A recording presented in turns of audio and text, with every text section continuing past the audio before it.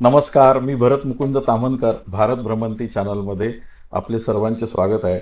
आज आपल्याबरोबर उपस्थित आहेत डॉक्टर विलास जगदाळे, जे संभाजीनगर येथे राहतात आणि त्यांचं संभाजीनगर आणि नाशिक दोन्ही ठिकाणी क्लिनिक आहे. होमिओपॅथिक डॉक्टर आहेत ते आणि त्याची प्रॅक्टिस करतात.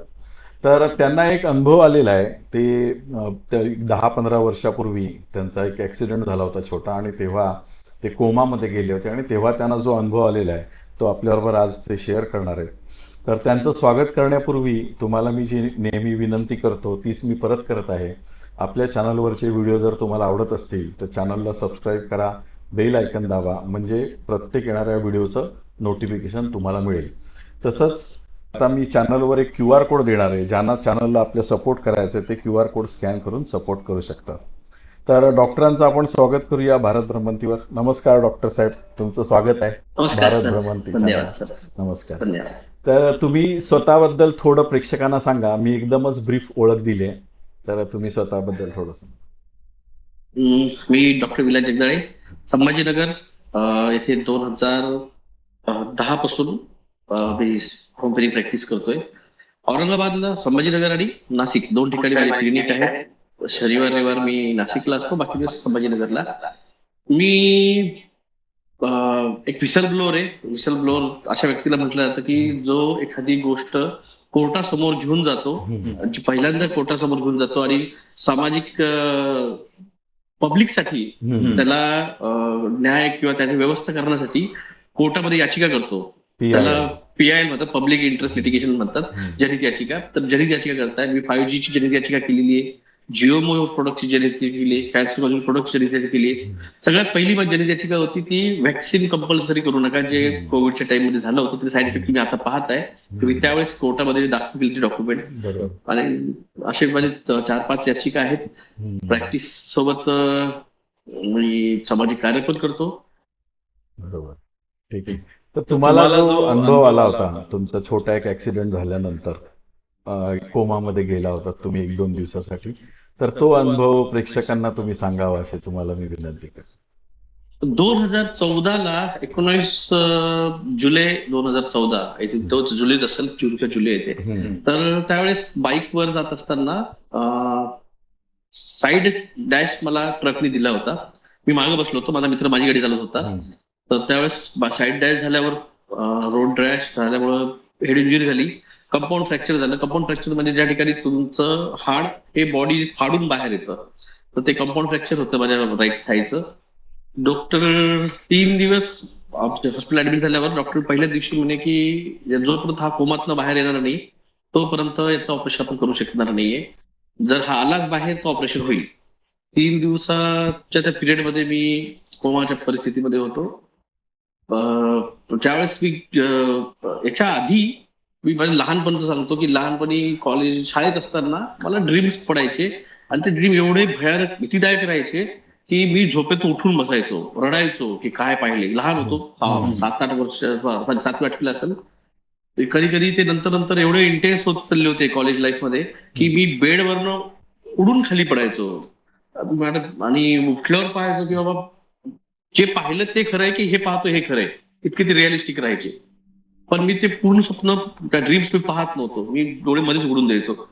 पण कोमात गेल्यावर मला तशी काही राहिली नाही. चुपचाप ते ड्रीम जो आहे तो कम्प्लीट पाहणं मला भोग होतं. मला ते पाहावंच लागलं. तर स्टार्टिंगला मला ड्रीम्स मध्ये जेव्हा गेलो होतं त्या कोमामध्ये, मला जे दिसायचं व्हिजन मध्ये की एक 2 लहान मुलं आहेत. एक गोटेमध्ये मुलं म्हणजे डेव्हिल सारखे छोटे आहेत, ते त्याला शिंग आहेत. आणि ते मला एक छोटा बॉल सारखं कधी इकडे फेकताय कधी तिकडे फेकताय असं त्याचं चाललेलं आहे. तर एक थोड्या वेळानंतर एक ब्लॅक होल व्हायचा, दिसायचा आकाशात, आणि त्यात ते मला फेकायचे. त्या ब्लॅक होल मध्ये गेल्यावर मग तो डायमेन्शन चेंज होऊन जायचा. मी त्या परिस्थितीतनं ज्या परिस्थितीत जायचो तर तिथं कम्प्लीट काळोख. जसं जसं मी त्यात आत चाललेलो आहे, चालत चालत चालत म्हणजे उडतच चाललेलो आहे. ते चालणं नव्हतंच तिथे पुढं. ते ऍस्ट्रल प्रोजेक्शन टाईप होतं ते. मी त्यामध्ये चाललोय आतमध्ये उडत उडत. तर तिथं गेल्यावर तिथं ऍक्च्युअली ती बोट जी होती ती रक्ताची नदी होती. रक्त वाहत होतं खाली लाल रंगाचं, आणि त्याच्यामुळे ते मला फेकत होते. आणि जेव्हा तिथे आत गेलो ब्लॅक होलच्या आतमध्ये, तर तिथं जसं आत चाललोय तो काळो काही कमी होत नव्हता. तो आत गेलो अजून डार्क होत गेला आणि सर्टन गेल्यावर तिथं मला लावारस वाहताना दिसतोय. तिथं यातना होत्या. म्हणजे मी भले कोमात आहे, पण मला ते यातना फील होत होत्या, की ते जे टोचवत आहेत, भाले असेल किंवा काय चाकू असतील, खंजीर असेल, टोचवतायत, मारतायत, त्या मी फील करत होतो. सर्टन टाइम नंतर आगीमध्ये जळतोय जसं काही. तो एक म्हणजे मला ते जाणवत होतं. म्हणजे भले त्या बॉडीला नसेल जाणवत, ती कोमात होती, पण जे मला जाणवत होतं माझं जे आहे, जे गेले माझ्या बॉडीतून बाहेर, आत्मा म्हणा, सोल म्हणा किंवा ऍस्ट्रल प्रोजेक्शन, तर ते सगळं मी आता तिथं क्षण टाइम इतका फास्ट चालला होता. इकडे दिवस एखादा हे गेले असतील, घंटे गेले असतील काही, पण तिथं ते क्षणांचा तो काळ राहायचा. तर तो फील करत करत करत ज्या सगळ्यात शेवटी तिथे गेलं होतं, मग ते गरम पाण्याचे अंगावर पडतंय, ते त्याला आपण जे म्हणतो नरकामध्ये. मी तर वाचलेलं नाही पाताळ लोक किंवा आपल्या कुठलेही धर्मग्रंथ मी नाही वाचलेले. वेळ नव्हता, आमची मेडिकल प्रॅक्टिस आहे, आम्हाला आमच्या कॉलेज लाईफ मध्ये इतका अभ्यासक्रम राहतो की आणि त्यानंतर जनरल प्रॅक्टिस मध्ये पण इतका वेळ नसतो की आम्ही आध्यात्मिक ते वाचायचा प्रयत्न. आणि माझं घर पण आध्यात्मिक नाहीये, स्पष्ट सांगतो. माझे वडील कम्प्लीट नास्तिक आहेत. जन्म पत्रिका नाही पाहिली माझी लग्न जमवताना, ते वडिलांचं त्याला कट्टर आहे विरोध. तर त्यांनी ते कधी केलं नाही, मंदिर वगैरे ते कधी त्यांनी हे नाही केलेलं. तर मी ते वाचलं नाही, पण जे मी पाहिलं त्या डायमेन्शन ट्रॅव्हल मध्ये नरक यातना जे आपण म्हणतो लोक सांगतात, तर त्या सगळ्या तिथे त्या अनुभवल्या, आत्मानं अनुभवल्या. मग एक मी परत जेव्हा पण मी परत त्या बोटमध्ये परत वापस नाही गेलो. नंतर सर्टन टाइम नंतर तो यातना हळूहळू हळूहळू जसं पुढच्या स्टेजला कमी कमी होत, इंटेन्सिटी कमी होत गेली. मग मला प्लेन ग्राउंड जे आहे ते दिसायला लागलं. तर ब्लॅक होल, ब्लॅक डार्कनेस मधून बाहेर निघालो मी. ग्राउंड दिसायला लागलं, मग डोंगर दिसायला लागले, हिरवी झाडं दिसायला लागली, पानं दिसायला लागले.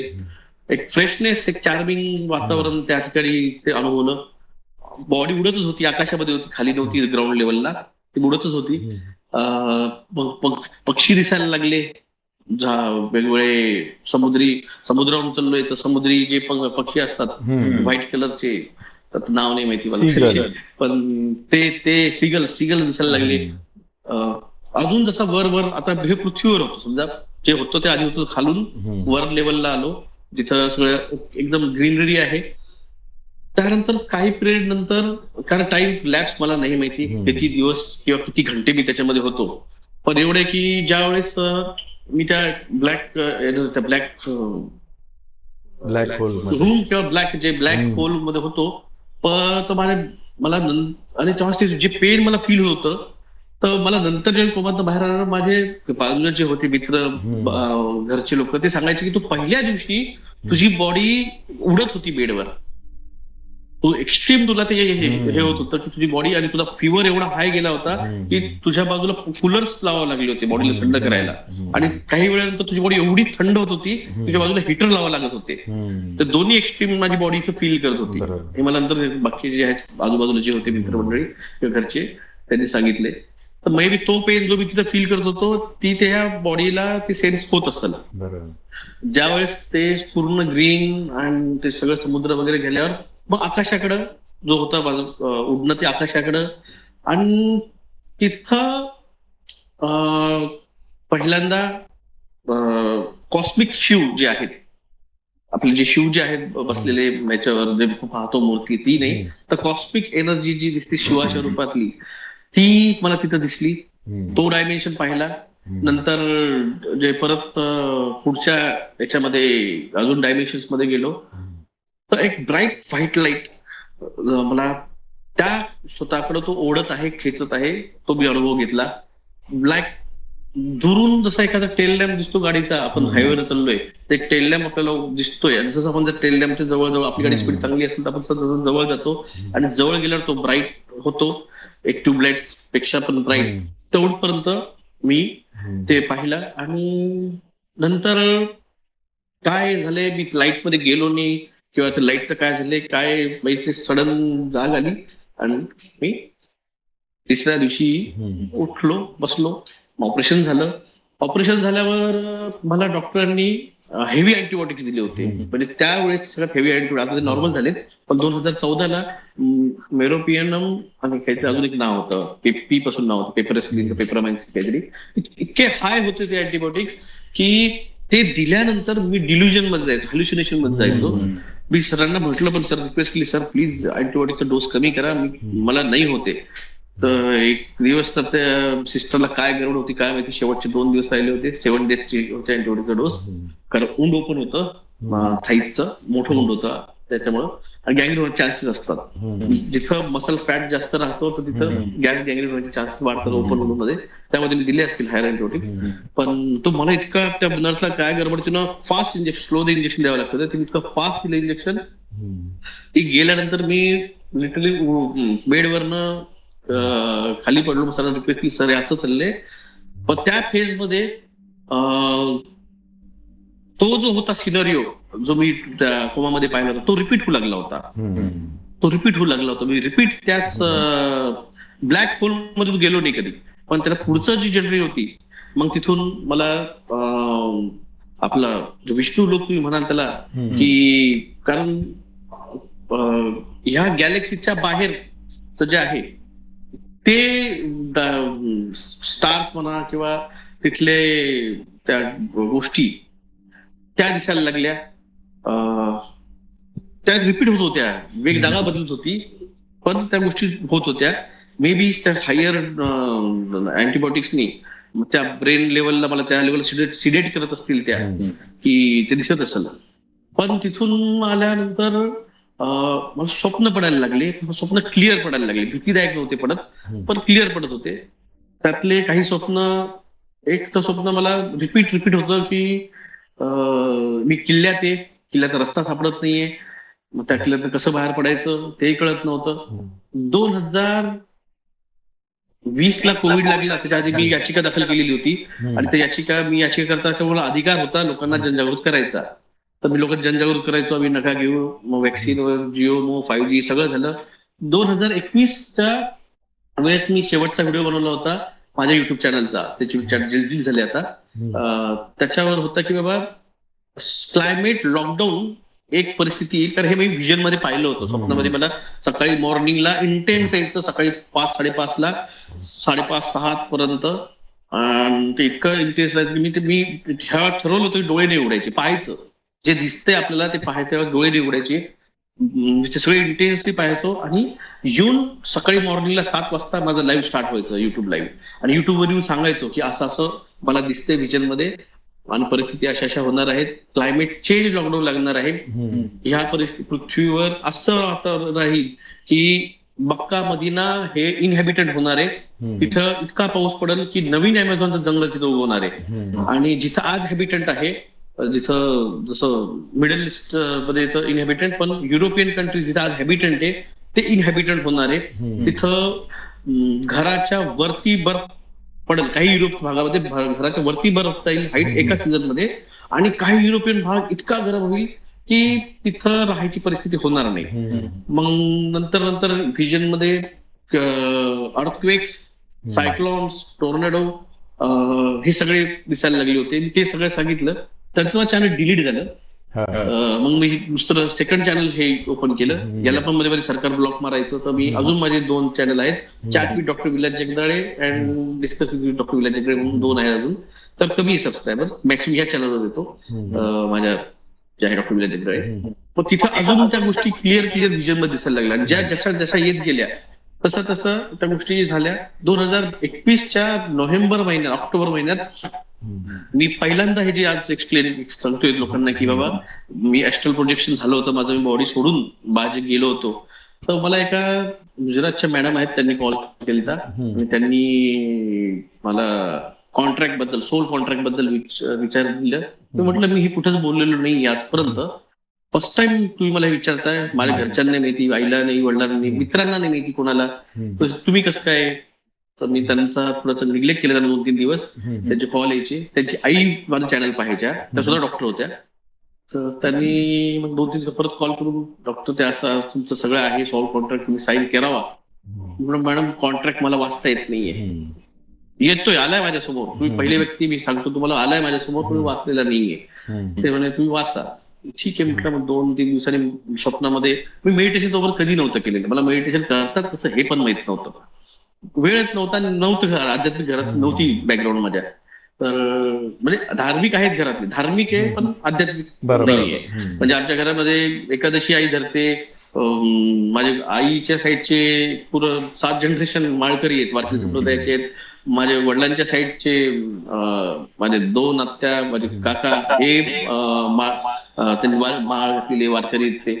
पण वडील नव्हते एवढे. वडिलांना आध्यात्मिक आहेत ते. गीता वाचली आहे, वडिलांनी 4 वेद वाचलेले आहेत. क्लास 1 ऑफिसर होते वडील. तो सायन्स ग्रॅज्युएट असल्यामुळे तो त्यांचा अप्रोच हा धार्मिक नव्हता, आध्यात्मिक होता. त्यामुळं थोडासा त्या पिरियड मध्ये आणि सगळं झाल्यावर त्या मॅडमनी तो मी पाहिला 2-3 दिवसामध्ये ड्रीम्स मध्ये. मी म्हटलं मॅडम मला कॉन्ट्रॅक्ट म्हणजे समजा नाही, कॉन्ट्रॅक्ट मला समजत नाही, ती भाषा कळत नाही मला. ते जे आलेले आहे कॉन्ट्रॅक्ट घेऊन ते माणसासारखे ह्युमनॉइड आहेत पण माणूस नाहीये. कळतं आपल्याला माणूस की माणूस नाही, तर ते नाही म्हणते माणसासारखे आहेत ते. ते म्हणजे तुम्ही इच्छा करा, प्रार्थना करा देवाला की मला तो कॉन्ट्रॅक्ट वाचायचा आहे. तर ठीक आहे म्हटलं. मग नेक्स्ट टाइम 2-3 दिवस परत ड्रीम स्वप्न पडलं, मी परत प्रार्थना केली देवाला मला हे वाचायचंय. माझ्या नोन लँग्वेज जे आहेत आपली मराठी आहे, हिंदी आहे, इंग्लिश आहे अँड संस्कृत. कारण थोडं 8वीला असताना संस्कृत घेतलं होतं सब्जेक्ट, प्रायमरी सब्जेक्ट म्हणून, तर संस्कृत वाचता येते. तर ह्या 4 भाषेपैकी तो नव्हता. प्रार्थना केली, कन्व्हर्ट झाला मराठीमध्ये. तो वाचला मी सोल कॉन्ट्रॅक्ट. ह्या जन्मासाठी मी काय काय करायला, मागच्या जन्मात मी जे ऍक्सेप्ट केलेलं होतं सोलनी, की ते सगळं मी करायला ऍक्सेप्ट आहे. आणि त्यासाठी जे पण लागल प्रयत्न ह्या जन्माचे, या माध्यमात, शरीर हा माध्यम आहे, त्या माध्यमाला जे करायला तुम्ही करत आहाल त्याला मी ऍक्सेप्ट करेल. सगळं मला कॉन्ट्रॅक्ट पूर्ण वाचला आणि त्याला ब्लडनी साईन करावं लागतं. तर ड्रीम्स मध्ये असतो. आता खूप जणांनी कॉमेंट पाहिलेले आहेत, हिंदी मॅडमचे कॉमेंट केलेले आहेत, तूने ब्लड से कॉन्ट्रॅक्ट साईन किया है, मतलब तूने इल्युमिनाटी सोबत कॉन्ट्रॅक्ट केलाय, शैतान सोबत केलेला आहे. तो ब्लडचा सिग्निफिकन्स असा असतो, कारण सोल कॉन्ट्रॅक्ट लोक फक्त इतके वर्षापासून सांगतायत, पण तो असतो काय कोणीच कोणालाच नाही माहिती. कोणी सांगितलं पण नव्हता. कारण कुठले तरी व्हिडिओ पाहतात, त्याला कॉपी करायचा प्रयत्न करतात, सांगतात. तुमचा ब्लड म्हणजे तुमचा डीएनए. तुमचा डीएनए म्हणजे तुम्ही तुमच्या वंश परंपरागत जे इथं आलेले आहात. कारण इथं जे आलेले आहे सगळे महाभारत 2.0 हा पिरियड आहे, कल्की वैष्णवीचा हा पिरियड आहे. हे पण मी सगळ्यात पहिल्यांदा युट्यूबवर 2021 मध्ये सांगितलं होतं की कलियुग संपले म्हणजे युद्ध होणार. महाभारत फर्स्ट युद्ध झालं, त्याच्यानंतर कलियुग संपलं. जेव्हा श्रीकृष्ण मेले, परीक्षित राजाला तो सापानं चावलं, तो एका रात्रीमध्ये कलियुग नव्हतं संपलं. त्यानंतर तो फेज असतो, विंडो फेज असतो, हा विंडो फेज आहे. तर हा विंडो फेज मध्ये आता कलियुगाचे हा अंत आहे. 2032ला ते संदर्भ 21 मध्ये सांगितलं होतं. जेव्हा 22ला सांगायला लागलो भविष्यात 25 पासून अर्थक्वेक स्टार्ट होणार आहे आणि ते इंटेन्सिटी वाईज वाढणार, जग इनहॅबिटंट होईल. फक्त भारताचा मिडल पोर्शन, भोपाळ पासून खाली आणि तुमच्या बेंगलोर पासून वरती हा जो मधला पोर्शन आहे, आणि कोस्टल लाईन पासून 150 किलोमीटर आतमध्ये हा जो पोर्शन आहे, हा फक्त राहण्यालायक राहील. राहण्यालायक म्हणजे इथं बिल्डिंग नाही राहणार. अर्थक्वेक इथल्या मोठ्या मोठ्या जी शहरं आहेत, औरंगाबाद आहे, मध्य पट्ट्यामध्ये नागपूर आहे, तर ह्या मल्टी स्टोरी बिल्डिंग नाही राहील. अर्थक्वेक त्या शहरातच होणार आहे. तर हे एव्हिडंट होईल म्हणून सांगितलं. तर लोक घाबरले. मग मी सांगितलं जसं जसं फेज होईल तसं तसं मी त्या इयर नंतर पुढच्या इयर मध्ये काय होईल एवढे सांगत जाणार. पण एक राऊंडली तुम्हाला सांगतो म्हटलं मी, 2025 ते 2030 हा पिरियड, 29 पर्यंतचा हा पिरियड खूप शेकिंग राहणार आहे. पुरी पृथ्वीचं जिओग्राफिकल स्ट्रक्चर बदलणार आहे. आणि जो भूगोल तुम्ही आज पाहिलेला आहे, तो भूगोल तुम्हाला भविष्यात बदललेला दिसेल. कारण प्रत्येक युगाचा अंत, जेव्हा कोणीही अवतार येतो तर युगाचा अंत होतो. त्याच्यानंतर ती जिओग्राफिकल ती जागा डिस्ट्रॉय केली जाते. जसे श्रीराम आले, श्रीराम गेले, त्यानंतर अयोध्या, आज खरी अयोध्या कुठे कोणाला नाही माहिती. जर तुम्ही नेपाळला गेले तर नेपाळचे लोक म्हणतात की अयोध्या आमच्या इथे होती. नेपाळी अयोध्या जी आहे ती आमच्या इथे. आज अयोध्येत राम मंदिर बनले, ते ऍक्च्युअल मंदिरापासून 3 किलोमीटर दूर बनवल्या गेलेले. कारण ते शरयू नदीमध्ये तो दगड खाली धसत होता. 2020 ला जर तुम्ही पाहिलं असेल तर इस्रायली आर्किटेक्ट आले होते. त्या दगडाचे जे 2-2 टनाचे दगड होते मंदिर उभं करायला, ते ठेवता येत नव्हतं म्हणून त्यांनी जागा चेंज केलेली आहे आणि नवीन ठिकाणी मंदिर बांधले. जर तुम्ही रामायणाचं पाहिलं पूर्ण, उत्तर रामायण जर वाचलं तुम्ही, मी पूर्ण वाचलं नाहीये, थोडं त्याचे कुठेतरी रेफरन्स पाहिलेले आहेत. उत्तर रामायणामध्ये रेफरन्स आहे की श्रीराम जलसमाधी घेतलेली आहे. पूर्ण 4 भावांनी ही जलसमाधी घेतली शरयू नदीमध्ये. जर तुम्ही शरयू नदीला गेले, मी मागच्या वर्षी गेलो होतो, 2 वर्षापूर्वी गेलो, सॉरी 2 वर्ष लक्षात नाही, गेलो होतो 2 वर्षापूर्वी. तर अयोध्येपासून शरयू नदी मध्ये घेतली. तर त्यानंतर मला सगळ्यात आज पण लोक सांगतात की जर लाहोर जे शहर आहे ना, म्हणजे मी काही जगावेगळ्या सांगते, फक्त लोक विसरून गेलेले त्या रिकॉल करतोय. लव कुश यांनी लाहोरची स्थापना केली. लाहोर वरनं लाहोर नाव आलेलं आहे, लव वरनं, आणि कुश वरनं हिंदू कुश पर्वत आलेला आहे. मला सांगा, लव आणि कुश जर हे रामांचे पुत्र होते तर त्यांनी जिथं राम होते तिथेच राज्य करायला पाहिजे होतं. ते त्यांचं राज्य सोडून दुसऱ्या ठिकाणी का बरं राज्य करायला? कारण ती जागा इनहेबिटेड झाली असेल. अर्थक्वेक किंवा पूर किंवा फ्लड्स असं काही झालं असणार ज्यामध्ये अयोध्या नष्ट झालेली असणार. त्यामुळे त्यांना लाहोर आणि कुश, हिंदू कुश पर्यंत जाऊन तिथे राज्य करावं लागलं. द्वारका झाली. द्वारका आज जी समुद्राखाली गेलेली आहे, जर द्वारकाधीश होते, कृष्ण द्वारकाधीश होते, आणि जगातली सगळ्यात मोठी सेना नारायणी सेना त्यांच्यापाशी होती, तर त्यांचं राज्य फक्त द्वारकेच्या त्या गुजरात पुरतं नसणार. त्यांचं राज्य एवढं मोठं असणार की लक्षोनी त्यांची जी सेना आहे ती त्या गावातले लोक असतील काम करणारे, जेव्हा युद्धाची गरज येत असतील आणि युद्ध झालं परत जाऊन ते आपल्या गावाकडे शेत्या करत असतील. तर आता एक रेकॉर्ड्स आलेले आहेत की अफगाणिस्तान, इराणपर्यंत, इराणमध्ये कॉईन सापडलेले आहेत. त्याच्या कॉईनच्या एका साईडला श्रीकृष्ण आहे आणि बॅक साईडला बलराम आहे. ते आता 1-1.5 वर्षापूर्वी कॉईन सापडलेत ते. तर कृष्णांचं राज्य तिथपर्यंत होतं. आता मध्ये काही व्हिडिओ व्हायरल झालेले आहेत इराणच्या हमल्यानंतर की तिथं शिवाचे आणि यांचे मंदिराचं आहेत असे व्हिडिओ समोर आले, जुने गाणे आलेत शिवाचे, महादेवाचे. तर द्वारका जी बुडाली ती फक्त द्वारका त्यांचे वंशज जिथं होते ते बुडाले, कारण युग परिवर्तन झाल्यानंतर त्या वंशाचा तिथं कोणी ते नष्ट केला जातो, तो पुरा डीएनए नष्ट केला जात असतो. आता पण जो येणार आहे कल्की, तर इथं जी युग परिवर्तनाची जी नांदी आहे, तर आपण जर सोमनाथला गेलो तर सोमनाथला पाठीमागच्या साईडला एक स्तंभ आहे, त्याच्यावर ध्वजा आहे, आणि त्याच्यावर लिहिलेले इथून दक्षिणेपर्यंत जमीन नाहीये.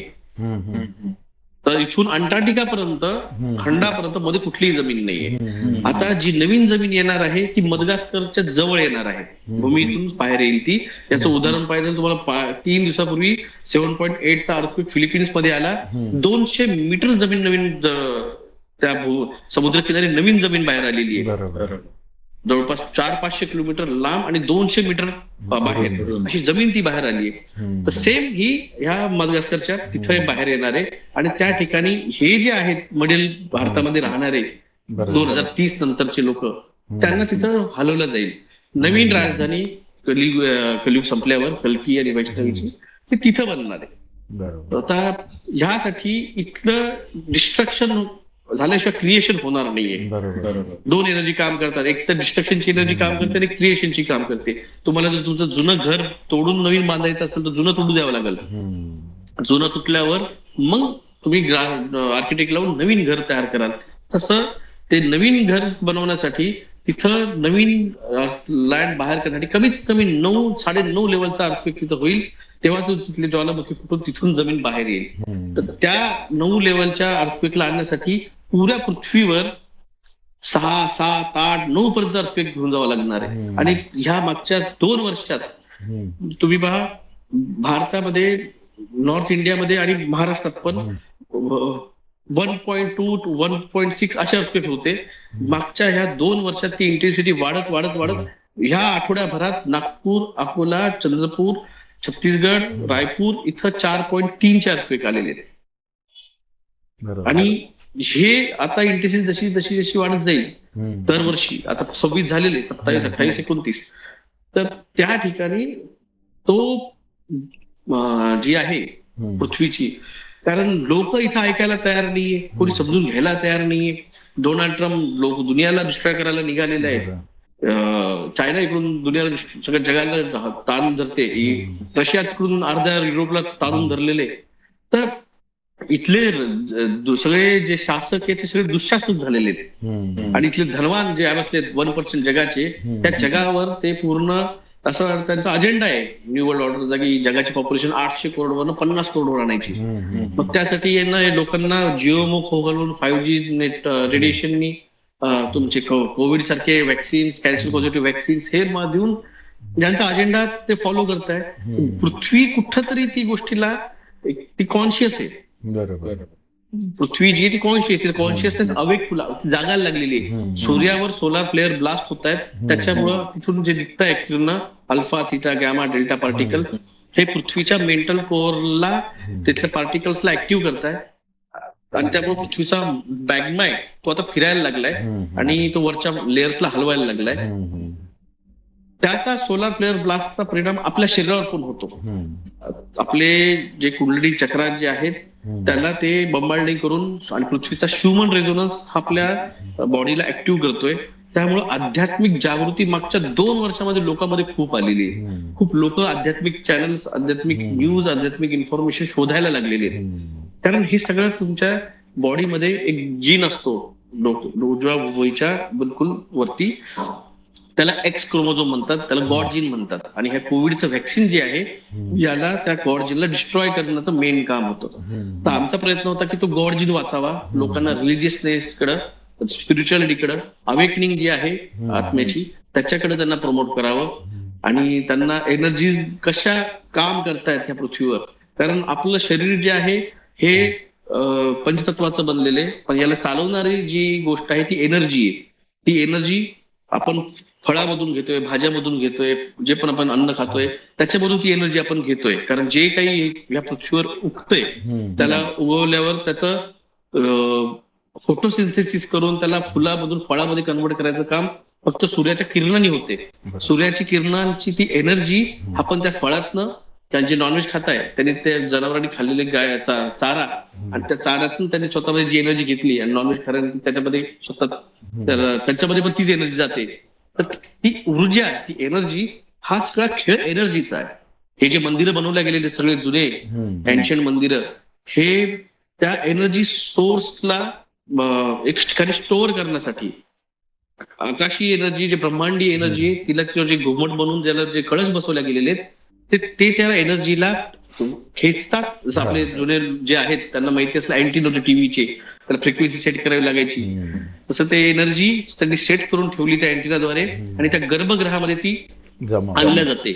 आणि जी मूर्ती जी स्थापन केली जाते तिची नाळ ज्या पृथ्वीच्या गायासोबत ती कनेक्ट केली जाते. मूर्तीची स्थापना होते म्हणजे तिची नाळ त्या पृथ्वीच्या एनर्जी सोबत कनेक्ट झालेली आहे. तर ते गर्भगृह एक एनर्जी हाऊस आहे.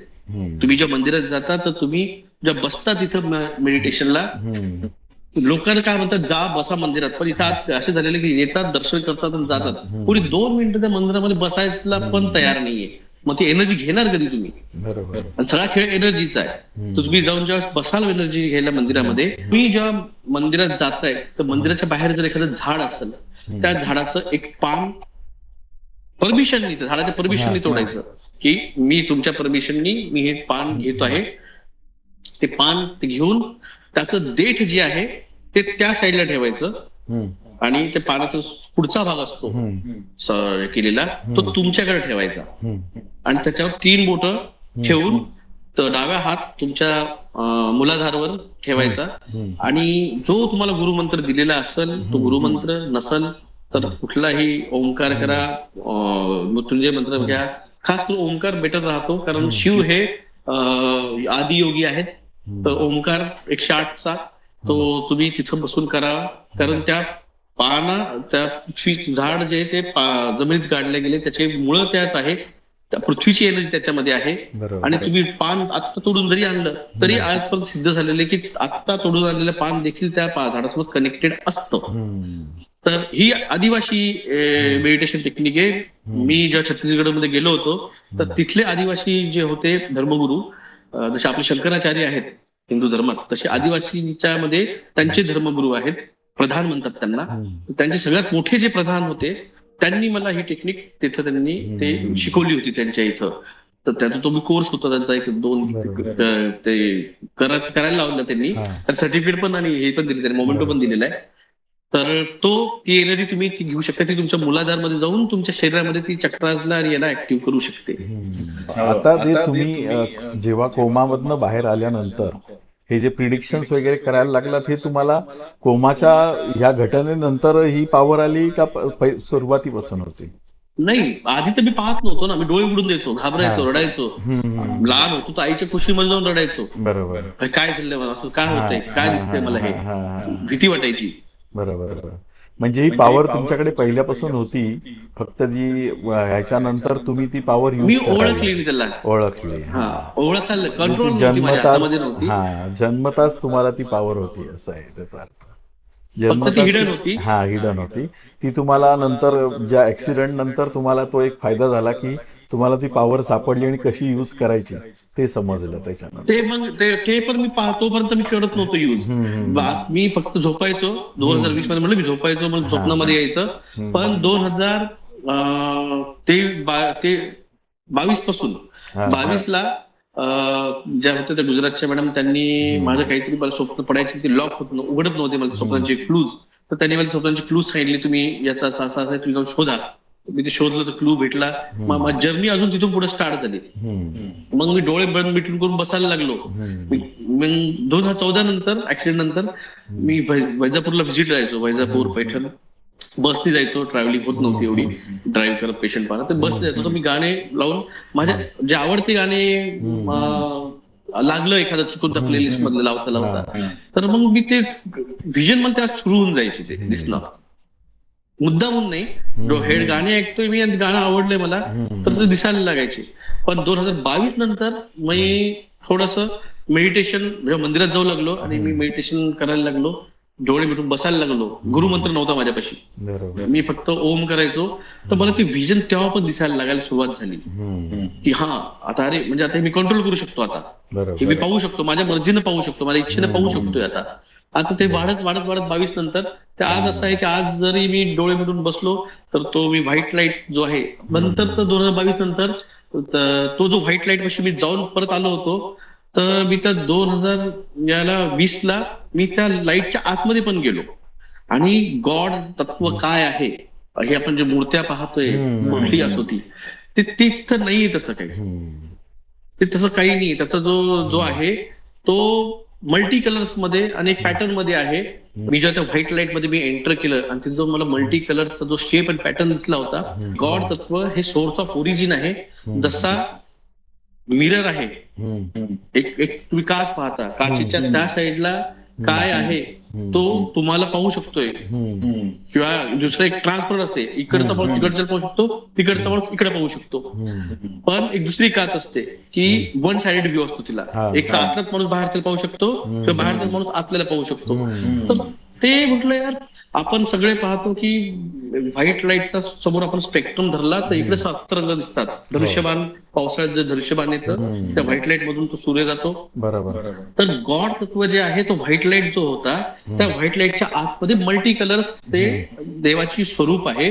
आणि ज्या वेळेस तो लाईट किंवा तो प्रकाश आपल्यामध्ये येतोय, तर आपल्यामध्ये येईपर्यंत त्या स्पेक्ट्रम मधून तो येतोय, म्हणून आपल्याला फक्त तो व्हाईट लाईट दिसतोय. जर आपण प्रयत्न केले आणि आपण जर प्रयत्न करून जर त्या व्हाईट लाईटच्या स्पेक्ट्रम मधून जायचं, जर आपण उद्देश काय जीवनाचा, मानव शरीर कशाला भेटले, ह्या जीवनाचा पर्पज आहे मोक्षप्राप्तीचा, मुक्ती मिळवण्यासाठी, मोक्षप्राप्तीसाठी. मोक्षप्राप्ती काय, तुम्ही कोण आहात हे ज्या दिवशी तुम्हाला कळलं त्या दिवशी तुम्हाला ते मुक्ती आहे. रिबर्थच्या चक्कर मध्ये न येणं म्हणजे ही मुक्ती आहे. तर तो व्हाईट लाईट मी त्या स्पेक्ट्रम मध्ये जाऊन मी पाहिलेलं आहे पलीकडं. खूप हिंट दिली लोकांना 2020 मध्ये, ऑगस्ट महिन्यात मी खूप हिंट दिला लोकांना की मला काय सांगायचं, मी काय पाहिजे, माझं किती नॉलेज मी आहे द्यायला तयार, पण घ्यायला कुणी आहे का. बरोबर. आता जो कल्की आणि वैष्णवी किंवा जे लुसिफर आणि किंवा दज्जाल, कली जो तिकडे सत्तेत येणार आहे, जसं दुर्योधन सत्तेत आलाय, तो आलेला आहे सध्या. तर तो इथं सगळा खेळ आहे आत्म्यांचा. ज्याच्यापैकी सगळ्यात जास्त आत्मा तो त्या दुर्योधनाच्या जवळ किंवा त्या दुःशासनाच्या जवळ किंवा त्याच्या साईडला जाणार.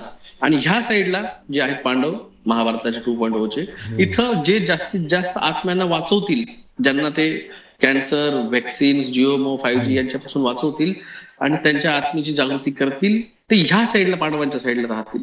तर आमचा प्रयत्न, माझा प्रयत्न होता आत्मे वाचवायचे, जास्तीत जास्त आत्मे, त्यांना जागृतीसाठी जे काही गाईड मला करता येईल. भारतातले हिंदी भाषिक, मॅक्सिमम हिंदी भाषिक, पंजाब, पाकिस्तान, बांगलादेश, नेपाळ, इथं मला पाहणारे, ऐकणारे खूप लोक आहेत. तर त्यांना वाचवण्यासाठी जेवढा करता येईल तेवढा प्रयत्न माझा होता. बरोबर. आता जे तुम्ही भविष्य बघता, तुम्हाला दिसतं साधारण स्वतःहून आपोआप, तर त्याच्यामध्ये भारताची स्थिती काय तुम्हाला दिसते पुढे जाऊन? भारताची स्थिती अशी आहे की नॉर्थन रिजन, नेपाळ, सॉरी, इंदोरच्या वरचा जो रिजन आहे, तुम्ही लेफ्ट साइड घ्याल तर लेफ्ट साइड पंजाब, राजस्थान ह्या साईडला,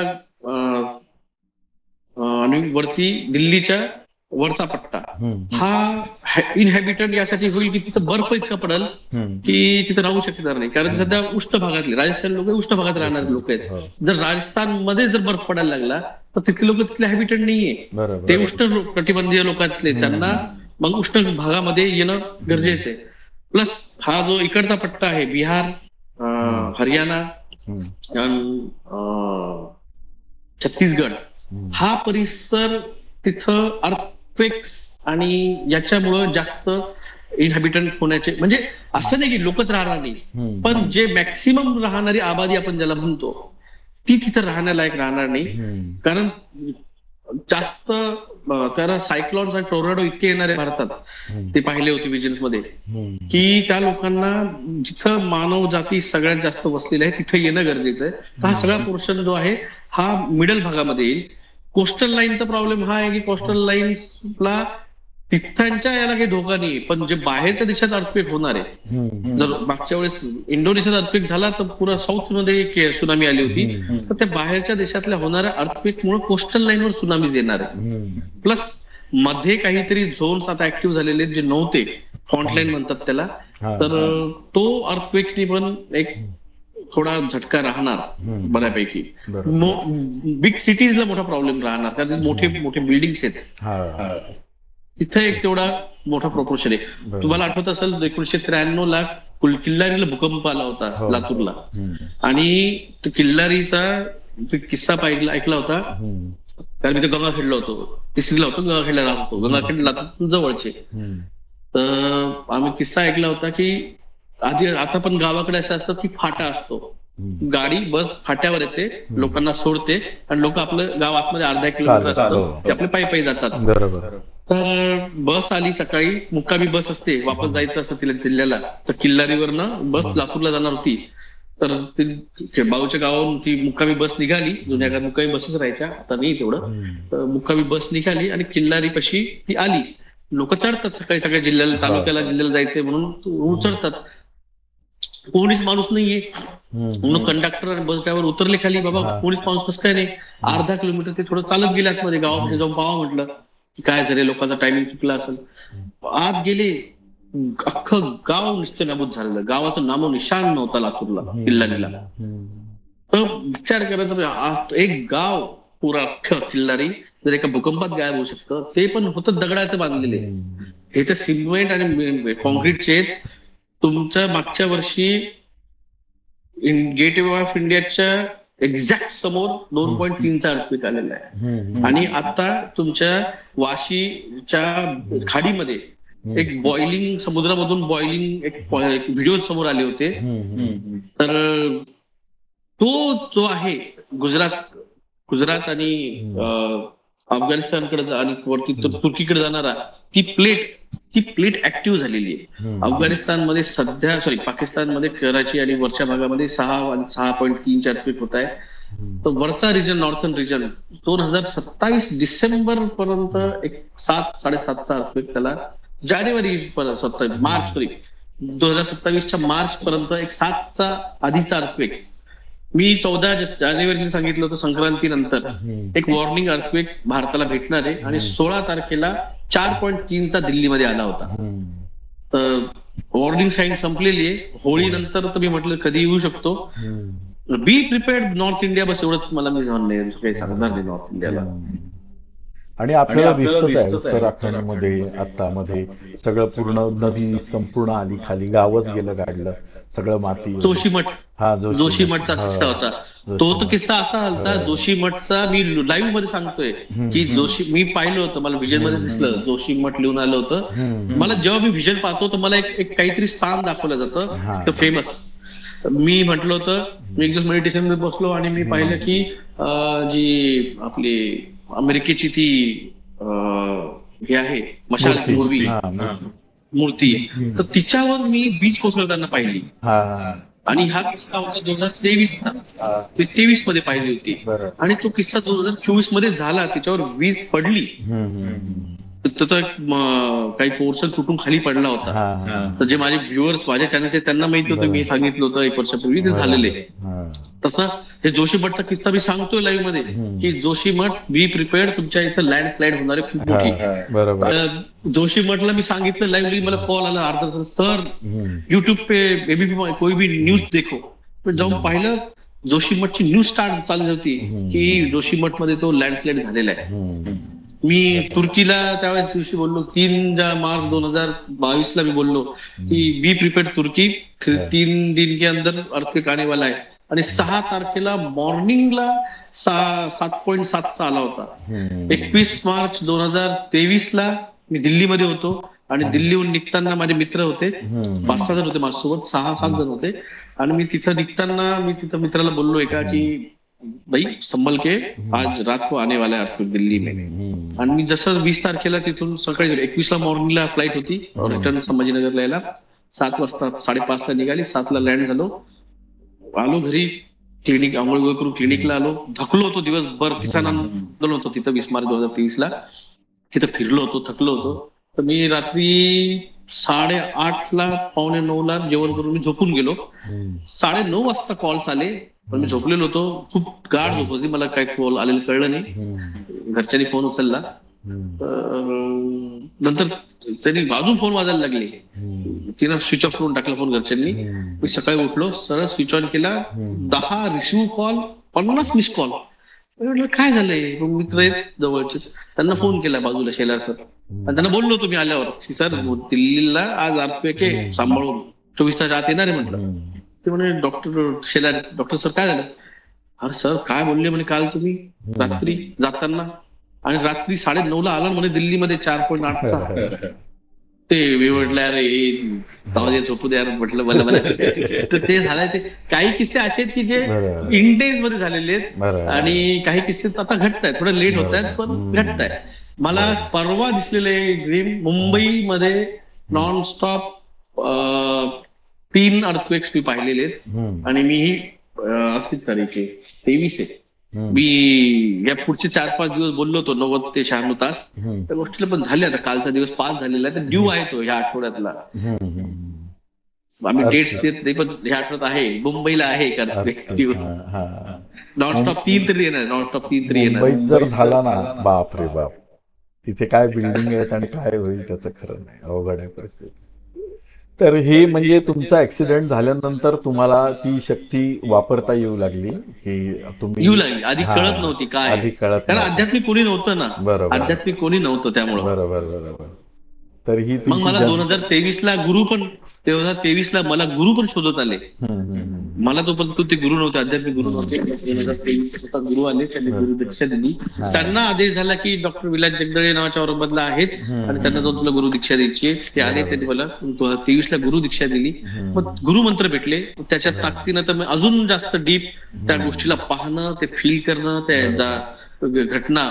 फक्त एवढे की आता मी त्याचे फटके थोडे भोगतले, जे मी सांगितले, आणि ज्या गोष्ट लोक वाचायला नव्हते पाहिजे ते वाचले, त्याचे बुडायला पाहिजे ते वाचले, त्याचा मग फटका पण बसला मला आर्थिक. मग त्यामुळे मी ते सांगणं आता जरा हे केलेलं आहे, अप्रॉक्सिमेट सांगतो. असं मुंबईला अप्रॉक्सिमेट म्हटलेलं आहे की आता येईलच, तसं का अप्रॉक्सिमेट सांगायला लागलोय. पर्टिक्युलर सांगत होतो मी, तर फटके बसले, इतकं म्हटलं तर. बरोबर. ते आपण ह्याच्या ढवळाढवळ केल्यासारखं होतं ना पुढे. नियतीमध्ये ढवळाढवळ झालेली आहे, नियतीमध्ये ढवळाढवळ आधीच आम्ही केली. आधीच एवढ्या लोकांना वाचवलं वॅक्सिनेशन पासून की बरोबर. त्यामुळे आधीच खूप मोठी नियती ढवळाढवळ झालेली आहे, अजून करू देत नाही मध्ये. बरोबर बरोबर. पण त्यामुळे एवढं झालं की मी आध्यात्मिक बनलो. आध्यात्मिक बनल्यावर मी इतके मंदिरं फिरलो, इतक्या मंदिराची एनर्जी फील केली, बरोबर. इतके अनुभव आलेत, नर्मदा मैयाचा अनुभव आले, गिरनारचे अनुभव आले, हा. रामेश्वरचा अनुभव मी तुम्हाला सांगाल, कारण बाकीचे अनुभव मी इकडे सांगितलेले आहेत त्या मागच्या मॅडमच्या चॅनलवर. रामेश्वरचा अनुभव सांगतो मी तुम्हाला. मी रामेश्वरला गेलो, माझ्यासोबत अजून एक मित्र होता माझा, वारले ते आता नाही राहिले. तर आम्ही दोघं गेलो रामेश्वरमला. मदुराईला गेलो, मदुराईला दर्शन केलं आणि रामेश्वरमला गेलो. रामेश्वरमला तिथं कुंड आहेत. जर तुम्हाला रामेश्वरमची कथा माहिती असेल तर तिथं 52 कुंड आहेत. त्या 52 कुंडाचं पाणी तुम्हाला तुमच्यावर घेत घेत घेत ते दर्शनाला जायचं असतं. तर मी सुरुवातीला मी जसं मेडिटेशनला बसलो तर ती एनर्जी माझ्या याच्यामध्ये येऊ लागते, तर मला कळत नाही, मला सुधरत नाही मी काय करतोय, काय चाललंय. तर मित्राला म्हटलं तू चल म्हटलं, कारण मी आधीच पहिलं आंघोळ तुम्हाला समुद्रात करावी लागते, जिथे पर्टिक्युलर तो रिजन आहे तिथे आंघोळ करावी लागते आणि मग यावं लागतं. समुद्रात जसं जाऊन मी आंघोळ करून मेडिटेशन करून आलो, ती एनर्जी एवढी फील होऊ लागली, माझी पूर्ण बर्निंग होऊ लागली, कॉन्शियसली ते गोष्टी सुचू लागल्या. तर मी मित्राला म्हटलं तू चाल समोर, तू लीड कर म्हटलं त्याला. आणि काय भाव खूप महत्वाचा आहे ह्या सगळ्या गोष्टीमध्ये आहे ना, भाव खूप महत्वाचा आहे. जर तुमच्यात भाव नसेल, जर तुम्ही गेलेच तर तुमचे भाव नाहीये ना, काही प्रॉब्लेम नाहीये. तुम्ही जा, तुम्ही दगडासमोर डोकं ठेवलेले, तुम्ही निघून गेलेले, तुम्हाला काही भेटत नाही. पण जर तुम्ही गेलेत आणि तुमच्यामध्ये तो भाव समर्पणाचा नाहीये, तर मग तुम्हाला त्रास होतो की बाबा तू तो भाव घेऊन नाही गेलेला आहे. तर मी मित्राला म्हणतो तू समोर चल आणि मी तुझ्या मागं तुला पकडून चालतो, मला एनर्जी सध्या जास्त होऊ लागलाय. पहिल्या 2 याला मी पुढे होतो, 2 नंतर जे ते पाणी पडतंय आणि माझी चक्रा जसं ते ऍक्टिव्ह होऊ लागले आणि मग सुधरत नाही कॉन्शियसली. समाधी काय आहे? समाधी म्हणजे तुमचं शरीर तुम्ही सोडून त्या परमतत्वापाशी जाऊन कंटिन्यू जाऊन राहणं. आणि आपलं असं असतं की आपण जेव्हा समाज याच्यात आहोत या समाजामध्ये, तर पृथ्वीवर, आणि आपल्याला आपला परिवार आहे, व्यवस्था आहे सगळ्या, तर आपल्याला ते सोडून जायचा अधिकार नाही. गुरुने आधी सांगून ठेवलं होतं की तुला तो अधिकार नाहीये. मला आलेली होती परिस्थिती अशी की मी सोडू शकत होतो शरीर, पण गुरुनी मला तो 108चा मंत्र कमी करायला लावला, 52 मंत्र करत जा आणि सोडून देत जा, नाही तर माझी बॉडी ते सोडायला लागली होती. तर मी त्या मंदिराला लीड करायला लागलो. 2-3 अंघोळ पाणी पडलं, चक्रात ऍक्टिव्ह झाले. मी त्याला म्हटलं तू समोर हो, म्हटलं तू लीड कर, तू मला घेऊन चल फक्त परत. मी पाठीमागं आज लाईक डोळे बंद करून त्या मागे येतोय. आम्ही गेलो एका कुंडावर, त्या माणसानं आम्हाला हाकलून दिलं, नीट लाईनिंग मध्ये राहा, काय करतो तू असा. तिथं भेटलं पाणी, पण अपमान करून भेटलं. पण दुसऱ्या ठिकाणी गेलो तर तिथं तो माणूस लिटर धक्का मारून दिला, चल लाईनीमध्ये पलीकडे जा. मी म्हटलं झालं काय म्हटलं इथं 3 याला बरोबर लाईनीमध्ये आलेलो आहे आणि 2 ठिकाणी अपमान होतोय म्हटलं आपला. तर आता तुम्ही गेल्या आतमध्ये, तर तुझं मंदिर आहे ना ते अशा प्रकारे आतमध्ये की तुम्हाला कळत नाही तिथं काय कुठून जायचं, कसं जायचं. तर ते शेवटी पिलर होता, त्या पिलरला धरलं हातानं आणि डोकं लावलं. म्हटलं चुकलं म्हटलं माझं, की मी माझी ही यात्रा माझ्या मित्राच्या हातामध्ये दिली, लीड करतो, तुझ्या पाठीमागे येतो. तर त्याच्यामध्ये भाव, तो त्याच्यामध्ये नव्हता भाव. आम्हाला मला लक्षात आलं ते. माफी मागतो म्हटलं, मी जे काही झालं ह्या दोन्ही याचे फटके मी घेतलेत, पण मी इथून पुढे मी लीड करेल, मी माझं पूर्ण हे घेतोय. डिपेंड होऊ नाही दिलं मला त्याच्यावर. जे काय आहे ते कॉन्शियसली तूच सहन करायचं. मी ऍक्सेप्ट करतो त्या गोष्टीला. पुढच्या कुंडावर गेलो मी त्यानंतरच्या, तर माझ्या समोर 3 जण उभे होते, तर त्याला तर तिथे फक्त पाणी टाकणारा एकच जण होता. कुठून दुसरा आला, त्यांना लगेच विहिरी, छोट्या छोट्या विहिरी आहेत, हार्डली 2x2च्या विहिरी आहेत त्या विहिरीमध्ये बादली टाकली, मला पाठीमागून इधर आव बोलून घेतलं आणि माझ्यावर ती बादली ओतली. त्या 2 ते 3 याच्यामध्ये मला लक्षात आलं की यार भाव माझा चुकलाय, मी याच्यावर डिपेंड झालो आणि देव ते नाही करत आहे. तिथं देव आहे ना, जेव्हा मी सगळं आता माझा अनुभव सांगू, माझा अनुभव कमी आहे, तुमच्या वयाला मी लहान आहे, पण जो एक ज्या ठिकाणी जर तुम्हाला आयुष्यात फटके भेटतायत, तर देव तुम्हाला शिकवायला आहे. तुम्हाला फक्त कळलं पाहिजे की तुम्ही चुकले कुठे, आणि ती चूक तुम्ही ऍक्सेप्ट केली ना, देव तुम्हाला असा रस्ता दाखवतो की जो तुम्ही इमॅजिन पण नाही केलेला आहे. मी हा अनुभव मी रामेश्वरमचा सांगतो, बाकी अनुभव तुम्ही बाकीचे ऐकलेले. नर्मदा मैयाचा पण एक असा अनुभव आहे की आम्ही 2 जण होतो, मेल्स, बाईक पण होते त्यांच्यासोबत, मी ते आणि ती अजून 3 लेडीज. त्यांची वाईफ आणि अजून 2 जणी. आम्ही नर्मदा मैयाची जी रेग्युलर उत्तरवाहिनी परिक्रमा करतात ती सोडून, म्हणजे ती केली परिक्रमा, नंतर आम्ही रिक्षावाल्याला एक गाईड जो होता त्याला टुरिस्टवाला त्याला म्हटलं आम्हाला अजून मंदिरं पाहिजेत. ठीक आहे म्हणे, त्याने एक रिक्षावाल्याला बोलवलं, तुम्ही याचे चार्जेस देऊन टाका. त्यानं मला असे मंदिरं जे उत्तरवाहिनी परिक्रमेत येत नाही, थोडे ऑड साईडला आहेत, त्या मंदिरात तिथं भीमाच पण एक मंदिर आहे जिथं भीमानं तिथं हे केली होती, स्थापना केलेली शिवलिंगाची. तर आम्ही तिथं गेलो आणि तिथं त्या लेडीज ज्या होत्या आमच्यासोबत त्यांना अभिषेक करायचा होता शिवलिंगाचा. आणि एक लेडीज जी होती तिला दिवा लावायचा होता. लेडीज आणतात तुपात दिवा लावायला, तर ते लावायचं होता.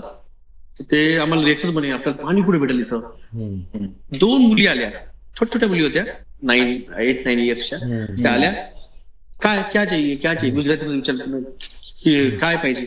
ते म्हणे पाणी पाहिजे, पाणी, आणि एक म्हणे माचीस पाहिजे, दिया लगाने काय. त्या 2 जणी गेल्या, समोरचं हे होती, रूम होती केअरटेकरची, त्या रूम मध्ये गेल्या, तिथून तर कळशी भरून पाणी आणलं आणि एकीने माचीस आणली. आणि आम्ही गेलो आतमध्ये, तोपर्यंत त्या 2 लेडीजने ते पूर्ण मंदिर झाडून काढलं, सगळं आतमधलं बाहेर झाडून काढलं, अभिषेक केला. मी माझं मेडिटेशन करायला बसलो 108चं.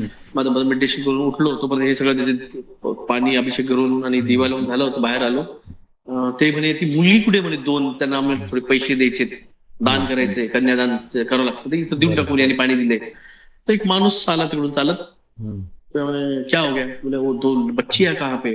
तो कौन सी बच्चियां. बोले यहाँ पे खेल रही थी वो. यहाँ पे कोई नहीं. बोले वो रूम में से पाणी लेके आई थी. रूम कोई मैं रहता हूँ बोले वहाँ पे. और गाव तिथून ऍक्च्युअली लांब होतं, 1-1.5 किलोमीटर लांब होतं गाव मंदिरापासून. आणि पाडे सगळे, नर्मदा परिक्रमा सगळे पाडे आहेत, ते मोठमोठे गाव नाही, छोटे पाडे, 10-15 घराचे पाडे सुटेले, मातीचे घर आहेत. ते म्हणे इथं कोणी बच्ची नाही, कोणी बच्ची नाही बोले यहाँ पे. आम्ही म्हणजे नर्मदा मैयानं स्वतः लहान मुलीच्या रूपात देऊन आम्हाला ती जी लागते, त्यांना भाव होता अभिषेक करायचा, दिवा लावायचा, तो तिनं तो बरोबर कम्प्लीट करून घेतला. परिक्रमा आपण नाही करत, ती करून घेते आपल्याकडनं. मी इतका अनुभव पाहिलेत. आता मध्ये एक परिक्रमा केली होती, ती गिरनारची नाही, दुसरी केली होती. ती परिक्रमेत माझ्या तळपायांना फोडं आले होते, चालता येत नव्हतं, पण ती एनर्जी कुठून होती काय माहिती, ते सगळं चाललेलं होतं. एवढ्या मंदिरांचे अनुभव घेतलेत, एवढे आलेले की लोकांनी तो भाव ठेवून जावं मंदिरात, बसावं त्या मंदिरामध्ये 5 मिनिटं 2 मिनिटं बसावं त्या मंदिरात. ती एनर्जी तुमच्या याच्यामध्ये घ्या. बरोबर. तुमचं चॅनल प्युअरली धार्मिक आहे, तर तुमच्या चॅनलचं स्पेशल म्हणाल. जो भाव तुम्ही आधी एक्सपिरियन्स नसेल केला, तो आता एक करा. जाताना मंदिराच्या बाजूचं एक पान घ्या आणि तिथं ठेवून तिथं मेडिटेशन करा. गुरुमंत्र करा, नाही गुरुमंत्र तर ओंकार करा, गायत्री मंत्र म्हणा, मृत्युंजय मंत्र म्हणा. पण ते मेडिटेशन तुम्ही मंदिराच्या गर्भगृहाच्या बाहेर, गर्भगृहात बसता येत नाही, पण जो सभा मंडप आहे, तुम्ही त्या सभा मंडपात जरी बसले तरी तुम्हाला ती एनर्जी अनुभूती, ज्या वेळेस तुमच्या इथं व्हाईट लाईट दिसायला लागेल तुम्हाला, तर तुम्ही त्या गॉड तत्वाला, त्या गुरु तत्वाला तिथं तुम्ही पाहायला लागाल. आणि त्याच्याऐवजी तुम्ही अजून जर खूप प्रयत्न केला तर तुमच्या 7 चक्रांची 7 कलर तुम्हाला इथं पाहायला भेटतो.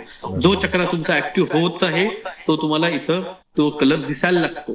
बरोबर. एक एक्स्ट्रा सांगितलं, विचारांतरी सांगितलं. हे पॅरल वर्ल्ड आहे, आपण जे इथे जगतोय हे ऍक्च्युअल मध्ये त्या ब्लॅक होलच्या आत झालेले क्वांटम एंटँगलमेंट म्हणतात त्याला. ते तिथे जे झाले ते इथं प्रोजेक्ट होते फक्त. त्यामुळे मेडिटेशन मध्ये जातात, ऑलरेडी घडलेले आहे. पण ज्यावेळेस तुम्ही मेडिटेशन मध्ये बसतात तर तुम्ही त्या होणाऱ्या फ्युचरच्या घटनेला त्या डायमेन्शन मधून पाहून येतात.